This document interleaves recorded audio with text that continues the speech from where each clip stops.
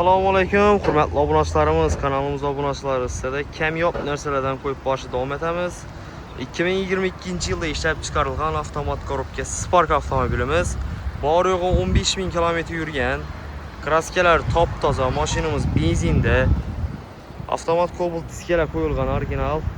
Holatlari ideal, mashinaning hechirda kamisi yo'q. Salon qismini o'tadan bo'lsak, salon qismi ideal sasayda kirchiq defekt topmisizlar. Mers deflektorlar qo'yilgan. Patolog Alicantaro. Sidenya sostanlari ham top-toza, podagressinali variant tabi eng oxiri so'nggisi 15.000 probeg yurgan. Torpedolar yopishib keladi, kirchiq yo'q. Holatlari zo'r. Kia mashinamiz narxi qiziq bo'lsa, 120 million so'mdan ustunda kelishiladi. Ina. Tozasini minaman deganlar uchun Mazisidan oppoq rangda bor yo'q 15.000 probeg yurgan. Meni narsalar hozir kamyob yo'qolib ketgan pashti. Diskalar bilan mashina dumzo'r turibdi lekin.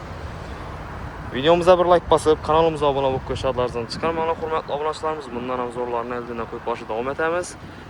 Sog' bo'ling, salomat bo'ling.